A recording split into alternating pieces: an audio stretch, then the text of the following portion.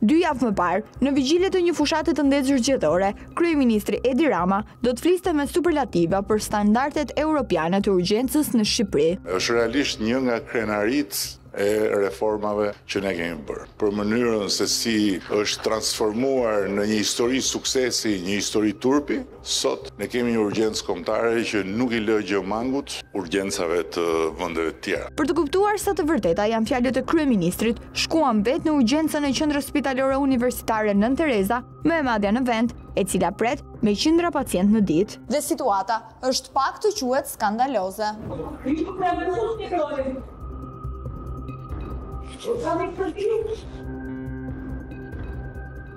Ne dokumentuam radhën dhe shtrimet e pacientëve nëpër korridore, të cilët në kushte as pak normale merrnin shërbim. Një pacient që vuan nuk do të ketë edhe mendime të çështjes privatësisë patjetër, dhe privatësia duhet garantohet. Perdet mund vendosen çfarëdo lloj momenti. Më pas, dokumentuam edhe mungesën e aparaturave në këtë repart. Një EKG me gjithë urgjencë? Si kanë rregullu këto? Ka po që janë prish këto?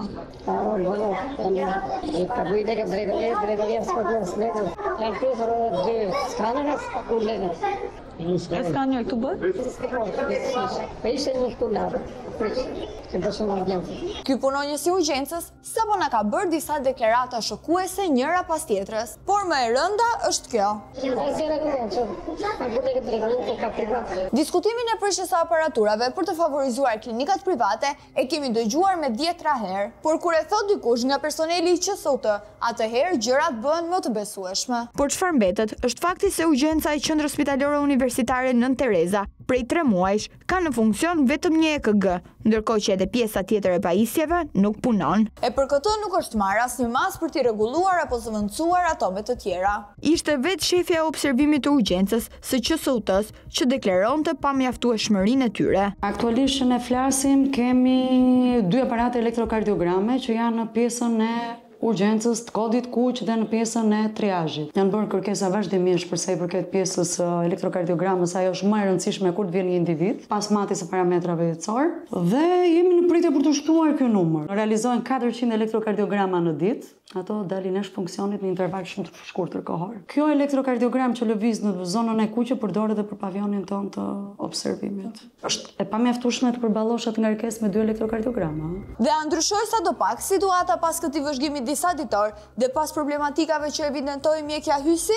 Për këtë, vendosëm të rikthehemi sërish në repartin e urgjencës së QSOT-s dhe me të hyrë, vëmë re që në dhomën ku kryej EKG është vendosur një perde e bardhë ndarse, një lloj privatësie për pacientët teksa kryen këtë ekzaminim. Ja që diçka pas ka ndryshuar. Ndërsa jemi në pritje të një mjeku për të na asistuar, prania e qytetarëve sa vjen e shtohet. Dhe me shtimin e tyre, nisin problematikat njëra pas tjetrës. Dhe një doktor duhet të një, një vetë të shkruar, një vetë natë, sa loma jonë, logarit. Ky zotëri në hyrjet e ambientit pengohet nga rojet, të cilët i kujtojnë se për të bërë një EKG është thuajse mision i pamundur. Pra, nuk është se ka ndryshuar gjë nga hera e fundit që ishim. Ky pacient i moshuar me krizë veshkash ka pritur për më shumë se 30 minuta në një karrike as pak komode, derisa më në fund një infermiere u kujtua për të. Pacient.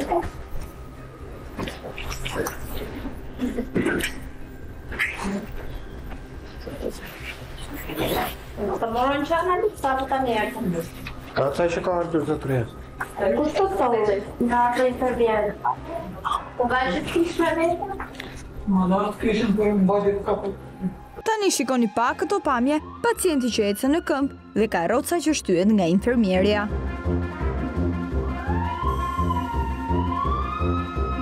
Kur afrohemi tek dhoma e skanerit, infermierja i kërkon pacientit që të ulet në karrige, e cila nëse e vini re, ka vetëm 3 rrota.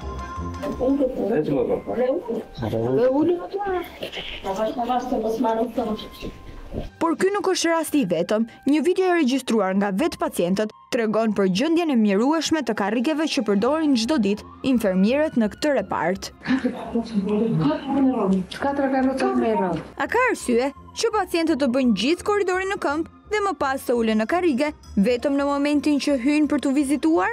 Ndoshta stafit e urgjencës Këto veprime i duke normale, por për këdo që i sheh, janë tërësisht të panevojshme për të mos thënë tallje me pacientët. Kjo që do të shihni tani nuk është vetëm tallje, por diskriminim me personat që kërkojnë ndihmë në këtë repart të QSUT-s. Skena e pazakont ka për protagoniste një vajzë të re e cila trajtohet me ironi dhe tallje nga infermieri i turnit. E gjitha në prani të dhjetra personave.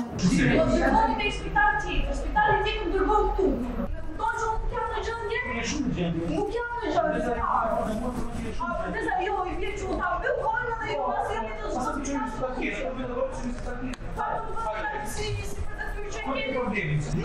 mirë, kam të këtë fëmijë. Hajde, pra, që të doktore që marrë fuqi, hajde. Hajde të kërë fuqive. Da kënashën e parë. Shumë mirë. Ne doktori janë, e që së të fuqi. Ne që s'ta shkejt të kimi, e këtë në atri. Është e kuptueshme ngarkesa dhe stresi i punës që ka personeli i urgjencës, por gjithashtu është tërësisht e papranueshme një sjellje e tillë tallëse ndaj personave që drejtohen aty për ndihmë, edhe pse jemi të sigurt që në këtë staf ka me dhjetra mjek dhe infermier të ndërgjegjshëm, të cilët i shërbejnë me përkushtim pacientëve. Problematikat e kaosi vijojnë gjatë gjithë orëve të qëndrimit ton atje. Njerëz që hyjnë e dalin pa marrë përgjigje, mungesa e një recepcioni si në çdo urgjencë të botës, pavarësisht se në projekt është i përcaktuar dhe indiferenca e dukshme e një pjesë të madhe të stafit. A janë e dieni drejtuesit e QSUT-s për kaosin e përditshëm në urgjencë? A i vizitoni ju të afërmit tuaj në urgjencën e QSUT-s? Sigurisht. Ku i lini të prisin në për koridore, të shtrihen? Shiko, nëse keni pyetje e dashur, referojnë një shefave dhe mund të vazhdoni me ta. Drejtuesi institucionit. Kush është më mira që prisin qytetarët në koridore?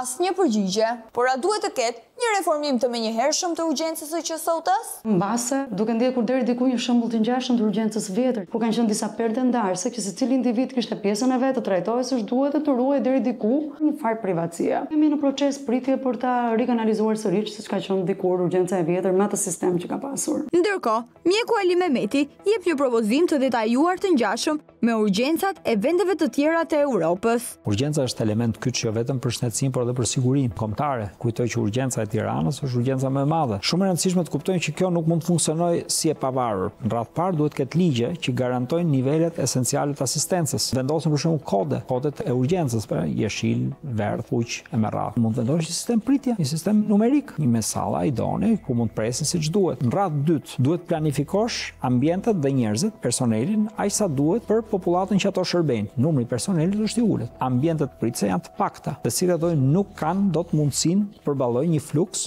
të tillë që është pra duhen shtuar. Radhë tretë, për të bërë këtë të mundur, do kesh detyrim edhe të shtosh financimin. Përveç personelit, ke nevojë për aparatura, ke nevojë për ekzaminime, ke nevojë për mjekime. Aparaturat ne i kemi parë shumë mirë që bëhet shumë bujë kur blihen aq sa blihen, por nuk mendohet më pastaj për mirëmbajtjen e tyre. Me sa duket, mjafton vetëm pak vullnet dhe ca para që gjërat të përmirësohen. A do ndodh? Le të presim.